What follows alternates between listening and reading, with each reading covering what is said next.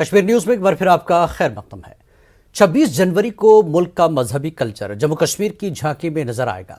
इस झांकी में खूबसूरत वादियों से लेकर जम्मू कश्मीर में तरक्की की रफ्तार तक नजर आएगी। जम्मू कश्मीर की झांकी बहुत खूबसूरत अंदाज में बनाई गई है, जिसमें जम्मू के कदीम मंदिर और मशहूर माता वैष्णो देवी मंदिर हैं। वहीं झांकी के पिछले हिस्से में कश्मीर की खूबसूरती को दिखाया गया है। जम्मू कश्मीर हिंदुस्तान का मरकज के ज़ेर इंतज़ाम नया इलाका है। जम्मू को मंदिरों के शहर के तौर पर जाना जाता है, जबकि वादी कश्मीर वादियों झीलों के लिए मशहूर है। सोनमार्ग, ट्यूलिप गार्डन और कदीम मजहबी मकामात जैसे मार्तंड सूर्य मंदिर, नारानाग, माता खीर भवानी और शंकराचार्य जैसे कदीम मजहबी मकाम को झांकी में देखा जा सकता है। इस झांकी का डिज़ाइन सरकर्दा फनकार वीर मुंशी ने बनाया है और मारूफ मौसीक़ार सौरभ जाडो झांकी के लिए मौसीकी तरतीब देंगे। मैं आपको दिखाना चाहूंगा जम्मू और कश्मीर की संस्कृति। जम्मू और कश्मीर की जो खूबसूरत जो एक संस्कृति है उसको यहाँ पे देखा जा सकता है, समझा जा सकता है। जिस तरह से जम्मू की अगर बात करें तो जम्मू में जिस तरह से मंदिरों और वहाँ की जो संस्कृति है वो दिखाया जा रहा है, इसके साथ कश्मीर की जो खूबसूरती है उसको यहाँ पर देखा जा सकता है। यहाँ पर बहुत ही खूबसूरत तरीके से बाकायदा ये झांकी में देखा जा सकता है कि जम्मू और कश्मीर भारत गणराज्य का नवनिर्मित केंद्र शासित प्रदेश है। जम्मू और कश्मीर नाम के 2 डिवीजन अलग अलग शामिल हैं और जम्मू को मंदिरों के शहर के रूप में जाना जाता है, तो वहीं कश्मीर घाटी को अपने घास के मैदान, झील, गुलमर्ग और सोनमर्ग जैसे ऊंचाई पर्यटन स्थलों के ले जाना जाता है। इस बार जो हमारा इस झांकी का इस्टेब्लिश का जो थीम है वो बदलता हुआ चेहरा दिखा रहे हैं हम। जब से हमारा जो जम्मू कश्मीर है वो यूटी बना है, इसमें आप देख सकते हैं कि जो हमारा फ्रंट पोर्शन है उसमें विश्व प्रसिद्ध जो माता वैष्णो देवी का भवन है उसको दर्शाया गया है, और उसके जो पिछला वाला भाग है उसमें रेलवे का सबसे ऊंचा ब्रिज, जो दुनिया का सबसे ऊंचा ब्रिज है, उसको दर्शाया गया है। इसके साथ साथ जो हमारे शिक्षा के संस्थान हैं जो हमारे यहाँ पर जम्मू में खुले हुए IIM, IIT, एम्स, उनको दर्शाया गया है। और इसके साथ साथ जो हमारी संस्कृति है, जम्मू कश्मीर की संस्कृति है, उसको आप यहाँ पर देख सकते हैं। जो अभी हमारे आर्टिस्ट यहाँ पर कर रहे हैं परफॉर्म, जम्मू कश्मीर की संस्कृति को दर्शा रहे हैं। इसी के साथ जम्मू कश्मीर और इसके साथ साथ वहाँ की संस्कृति, वहाँ का जो पूरा रंग ढंग है उसको यहाँ पर अलग अलग तरीकों से उसको यहाँ पर दिखाने और बताने का एक प्रयास किया गया। इसके साथ ही जो नृत्य है, खूबसूरत जो नृत्य है कश्मीर का, उसको यहाँ पे देखा जा सकता है। एक तरह से कह सकते हैं कि 26 जनवरी पे राजपथ पर यह बेहद खूबसूरत और बेहद चर्चा का केंद्र बन सकता है। वीडियो जर्नलिस्ट कार्तिक के साथ शंकर आनंद, न्यूज़ 18 दिल्ली। कोविड के खतरे के पेश नज़र राशन की तकसीमकारी पर बायोमेट्रिक सिस्टम में नरमी बरतने की मांग की जा रही है। कई मकामात पर बायोमेट्रिक मशीन खराब होने से भी लोगों को मुश्किलात दरपेश हैं। पेश कुपवाड़ा से याहिया सुल्तान की ये रिपोर्ट।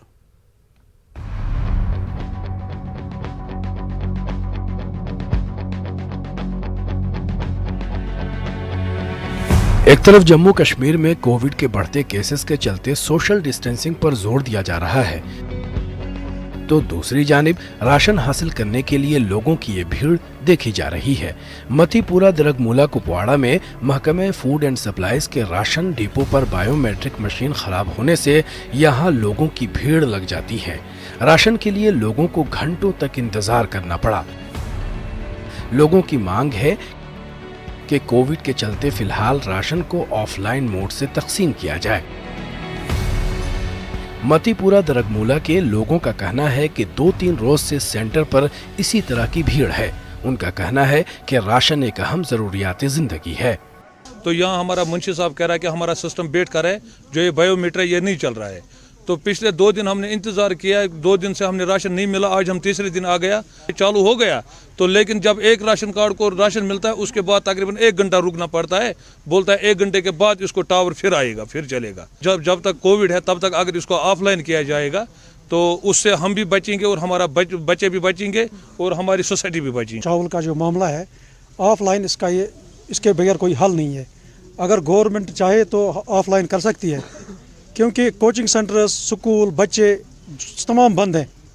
कोई यहाँ तक कि OPDs भी बंद की गई है। तो यहाँ ये ऑफलाइन क्यों नहीं है, इसका ये समझ नहीं आ रहा है।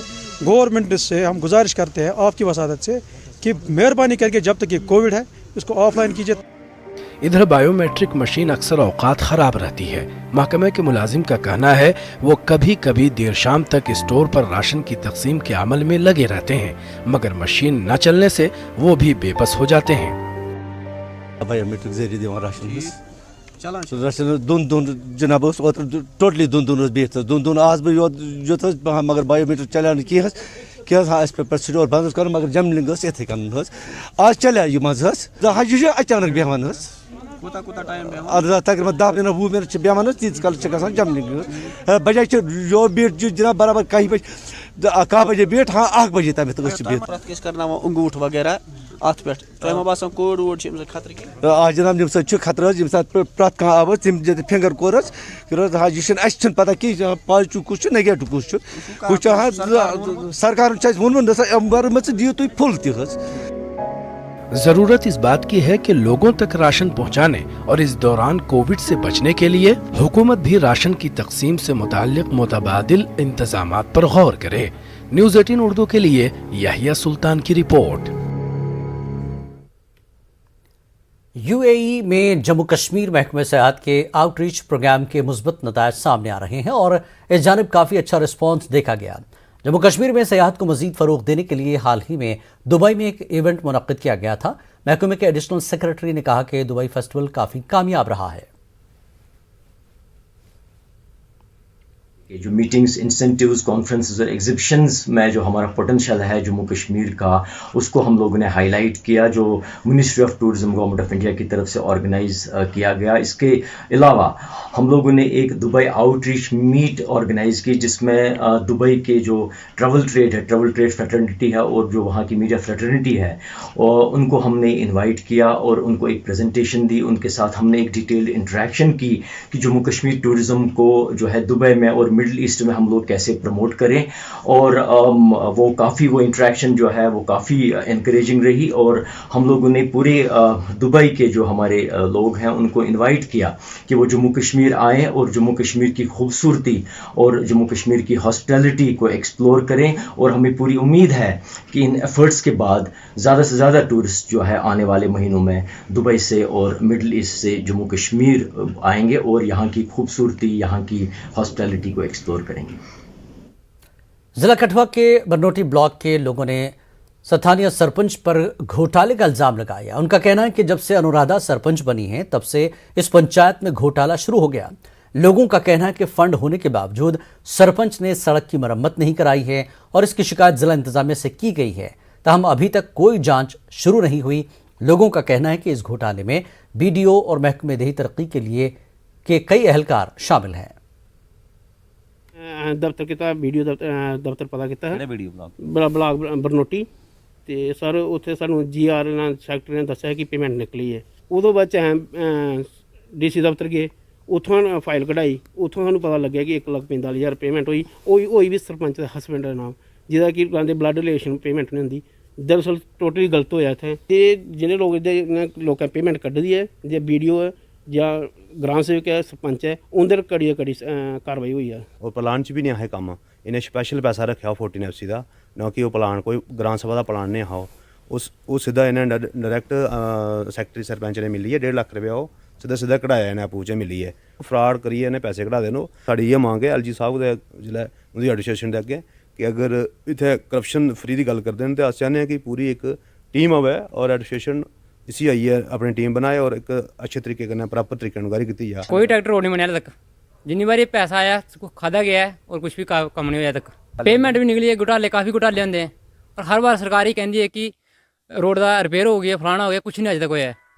क्या चाहते हो, क्या मांग करते हो? मांग ये है कि साढ़ा जल्दी वाला जल्दी एक्शन लिया जाए और रोड का काम शुरू किया जाए। महकमा वाइल्ड लाइफ डोडा ने जिले के 2 मुख्तलिफ इलाकों से तेंदुए के 2 नौज़ायदा बच्चों को पनाह दी है जो जंगलाती इलाके में अकेले पाए गए थे और अब इनकी तहवील में है। बताया गया कि इन बच्चों की ज़्यादा से ज़्यादा उम्र 1 माह है और उन्हें महकमे की जानिब से दूध पिलाया जा रहा है। इसके अलावा महकमा इनकी माँओं की मुसलसल तलाश कर रहा है। मुतल्लिक़ अहदेदार ने कहा कि अगर अगले 3-4 दिनों में उनकी माँ का पता चलता है तो इन बच्चों को जम्मू के वाइल्ड लाइफ डिपार्टमेंट पर मुंतकिल कर दिया जाएगा।